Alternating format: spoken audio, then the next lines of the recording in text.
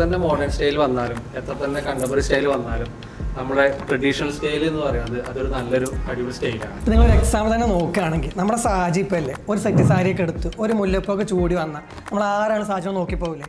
അതേപോലെ നമ്മൾ കേരള ട്രഡീഷണൽ സ്റ്റൈലും സാരി എടുത്ത് വരുന്നതൊക്കെ ഓക്കെയാണ്. പക്ഷെങ്കിൽ നമ്മൾ കാലത്തിനനുസരിച്ച് കോലം മാറണമെന്ന് പറയുന്ന പോലെ ഇന്നത്തെ കാലത്ത് ആരും ഡെയിലി സാരി യൂസ് ചെയ്യുന്നില്ല. അതേപോലെ തന്നെ ആർക്കിടെക്ചർ ഫീൽഡിലും നമ്മൾ കോലം മാറ്റിയേ പറ്റുള്ളൂ. കാലത്തിനനുസരിച്ച് കോലം മാറുന്നതൊക്കെ കൊള്ളാം, പക്ഷെ നമ്മളിപ്പോഴും ജീവിക്കുന്നത് കേരളത്തിലെ കാലാവസ്ഥയിലാണ് എന്നുള്ളത് നമ്മൾ മറക്കരുത്. കാലാവസ്ഥ നോക്കുകയാണെന്നുണ്ടെങ്കിൽ നമ്മൾ കേരളത്തിൽ മാറി മാറി വരുന്ന പല കാലാവസ്ഥകളാണ്. ചൂടുകാലത്ത് നമ്മൾ ഏറ്റവും കൂടുതൽ യൂസ് ചെയ്യുന്ന മെറ്റീരിയൽസ് പറഞ്ഞാൽ ക്ലേ ടൈല്, ആട്ടൻകുടി ടൈല്, ടെറാക്കോട്ട അങ്ങനത്തെ മെറ്റീരിയൽസ് ആണ്. ഈ മെറ്റീരിയൽസാണ് നമ്മൾ കേരള ട്രഡീഷണൽ സ്റ്റൈലിൽ കൂടുതലായിട്ട് നമ്മൾ യൂസ് ചെയ്യുന്നത്. അപ്പോൾ അതുകൊണ്ട് തന്നെ നമുക്ക് കേരള ട്രഡീഷണൽ സ്റ്റൈൽ തന്നെയാണ് ഏറ്റവും ബെറ്റർ ആയിട്ട് പറയാമെന്ന് പറയുന്നത്. ക്ലൈമറ്റ് മാറുന്നതനുസരിച്ചിട്ട് എന്തിനാണ് നമ്മുടെ സ്റ്റൈല് മാറ്റേണ്ട ആവശ്യം? കാരണം എല്ലാ കാലാവസ്ഥക്കും മാച്ചായ ഒരു സ്റ്റൈലല്ലേ നമ്മൾ മോഡേൺ സ്റ്റൈൽ എന്നുള്ളത്. നിങ്ങൾ തന്നെ പറഞ്ഞു കേരള ട്രഡീഷൻ അല്ലെങ്കിൽ കേരളത്തിൽ നമുക്ക് ക്ലൈമറ്റ് ചേഞ്ച് ചെയ്യും എന്നുള്ളത്. നമുക്ക് ക്ലൈമറ്റ് ചേഞ്ച് ചെയ്യുന്നതിനനുസരിച്ച് നമ്മുടെ സ്റ്റൈൽ മാറ്റിക്കൊണ്ടിരിക്കാൻ പറ്റുമോ? ഇല്ലല്ലോ. മോഡേൺ സ്റ്റൈൽ എന്ന് പറഞ്ഞാൽ എല്ലാ ക്ലൈമറ്റിനും എല്ലാ നാട്ടിലും അനുയോജ്യമായിട്ടുള്ള ഒരു സ്റ്റൈലാണ്. അപ്പോൾ പിന്നെ മോഡേൺ സ്റ്റൈലല്ലേ ബെറ്റർ ആയിട്ടുള്ളത്. പിന്നെ പോരാത്തിന് നമ്മളിപ്പോൾ നിങ്ങൾ തണുപ്പിൻ്റെ കാര്യം പറഞ്ഞു, തണുപ്പ് ഫ്ലോറിംഗ് ഒക്കെ കൊടുക്കുന്ന കാര്യമൊക്കെ പറഞ്ഞു. ഏത് ഫ്ലോറിംഗ് കൊടുത്താലും ട്രഡീഷണൽ സ്റ്റൈൽ കൊടുത്താലും നമ്മളെല്ലാവരും ബെഡ്റൂമിൽ ഒരു AC പ്രൊവൈഡ് ചെയ്യും ഇല്ലേ? AC ഇല്ലാതെ ആർക്കെങ്കിലും കിടന്നുറങ്ങാൻ പറ്റുമോ? ഇല്ല.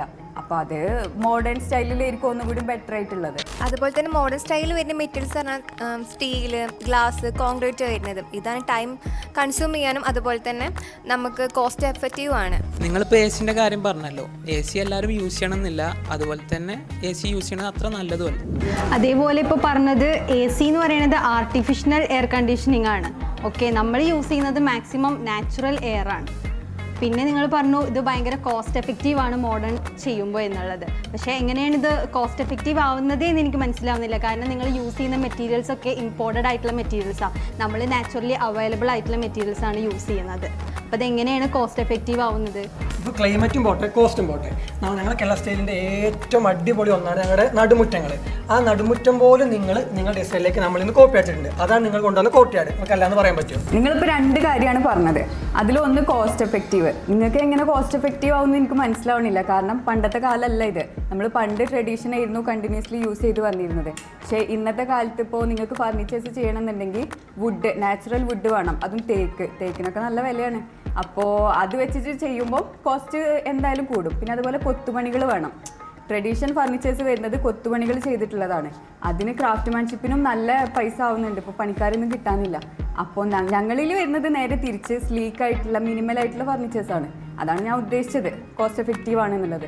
പിന്നെ നെക്സ്റ്റ് കോർട്ട്യാർഡിൻ്റെ കേസ്. കോർട്ട്യാർഡിൻ്റെ കേസ് പറയുകയാണെന്നുണ്ടെങ്കിൽ നിങ്ങൾ പറഞ്ഞു ഞങ്ങൾ കോപ്പി അടിച്ചതാണെന്നുള്ളത് നടുമുറ്റം എന്നുള്ളത്. ആക്ച്വലി നടുമുറ്റം വരുന്നത് ശ്രീലങ്കൻ ട്രഡീഷണൽ സ്റ്റൈലിൽ നിന്നാണ്, കേരള ട്രഡീഷൻ അല്ല. അത് നിങ്ങളൊന്ന് ഓർക്കണം. പിന്നെ പോരാത്തിന് നമ്മളിപ്പോൾ പണ്ടത്തെ വീടൊക്കെ ചെയ്തിരുന്നത് എങ്ങനെയായിരുന്നു? മണ്ണ് കൊണ്ടുള്ള വീടുകളാണ്. നിങ്ങളതാണോ പറയുന്നത്? അല്ല, മണ്ണ് കൊണ്ടുള്ള അടുപ്പുകളൊക്കെ ആയിരുന്നു ചെയ്തിരുന്നത്. കേരള ട്രഡീഷൻ എന്ന് പറയുന്നത് പക്കാ നിങ്ങൾ അത് ചൂസ് ചെയ്യാന്നുണ്ടെങ്കിൽ മണ്ണ് കൊണ്ട് ചെയ്തിട്ടുള്ള അടുപ്പുകളൊക്കെയാണ് വേണ്ടത്. അതല്ലല്ലോ ചെയ്യുന്നത്. അതിനനുസരിച്ച് നിങ്ങൾ ഞങ്ങളിൽ നിന്ന് കോപ്പി അടിച്ചിട്ടുണ്ട്, ഞങ്ങളും നിങ്ങളിൽ നിന്ന് ചെറിയ എലമെൻറ്റ്സ് ഒക്കെ കോപ്പി അടിച്ചിട്ടുണ്ട് എന്ന് പറയാൻ പറ്റും. മാത്രമല്ല നമ്മൾ ഈ മോഡേൺ സ്റ്റൈലിൽ കൂടുതലായിട്ട് പ്രയോറിറ്റി കൊടുക്കുന്നത് അതിൻ്റെ എഫിഷ്യൻസിക്കും ഡ്യൂറബിലിറ്റിക്കുമാണ്. അത് അതിൻ്റെ മെറ്റീരിയൽസ് നോക്കിയാൽ തന്നെ നമുക്ക് മനസ്സിലാവും പെട്ടെന്ന് കേടുവന്ന് പോകില്ല. ഇപ്പോൾ ട്രഡീഷണൽ ആണെങ്കിൽ ടെർമൈറ്റ് അങ്ങനത്തെയൊക്കെ ഒരുപാട് വരും. അതിനും കൂടുതൽ എക്സ്പെൻസ് ആവുന്നതാണ്. അപ്പോൾ നമ്മൾ മോഡേൺ സ്റ്റൈലിൽ അങ്ങനത്തെ ഒരു പ്രശ്നം വരുന്നില്ല. നമ്മൾ വുഡൻ്റെ ഒരു കേസുകൾ പറഞ്ഞല്ലോ. കാരണം വുഡൻ കട്ടില, വുഡൻ ഡോർസൊക്കെ ഇപ്പോൾ എല്ലാവരും അതിൽ നിന്ന് മാറിയിട്ട് സ്റ്റീൽ ഡോറിലോട്ട് സ്റ്റീൽ കട്ടിലോട്ട് മാറിയിട്ടുണ്ട്. കാരണം വുഡൻ്റെ ഒരു ഡോറോ കട്ടില വരുമ്പോൾ ചെതലിൻ്റെ ഒരു കേസ് നന്നായിട്ട് ഇപ്പോൾ എല്ലാ വീട്ടിലും കാണുന്നുണ്ട്, ചെതലിൻ്റെ ഒരു കേസ്. അപ്പോൾ അതിൽ നിന്നൊക്കെ മാറിയിട്ട് കുറച്ചുകൂടെ സ്റ്റീലാണ് ഒന്നും കൂടെ നമുക്ക് എഫിഷ്യൻസി കിട്ടുന്നത്. ഒരു ആർക്കിടെക്ട് അല്ലെങ്കിൽ ഇന്റീരിയർ ഡിസൈനർ എന്ന നിലയ്ക്ക് നമുക്ക് കേരള ട്രഡീഷനും മോഡേൺ ആർക്കിടെക്ചറും ഒരുപോലെ പ്രധാനമാണ്. ഇവർ പറഞ്ഞതുപോലെ കേരള ട്രഡീഷനിൽ ക്ലൈമറ്റ്, കൾച്ചർ, ഐഡന്റിറ്റി എന്നിവ പ്രിഫർ ചെയ്യുമ്പോൾ മോഡേൺ ആർക്കിടെക്ചറിൽ ഇന്നോവേഷൻ, ഫംഗ്ഷനാലിറ്റിക്കാണ് ഇമ്പോർട്ടൻസ് കൊടുക്കുന്നത്. ഇവ ഓരോന്ന് പ്രിഫർ ചെയ്താലും അതല്ല, രണ്ടും കൂടെ ബ്ലെൻഡ് ചെയ്തിട്ടാണെങ്കിലും അതിൻ്റെതായ ബെനഫിറ്റ്സ് ഉണ്ട്. സോ നിങ്ങളുടെ ഇഷ്ടത്തിനനുസരിച്ച് ഡിസൈൻ സ്റ്റൈൽ ചൂസ് ചെയ്യുക എന്നതാണ് പ്രധാനം.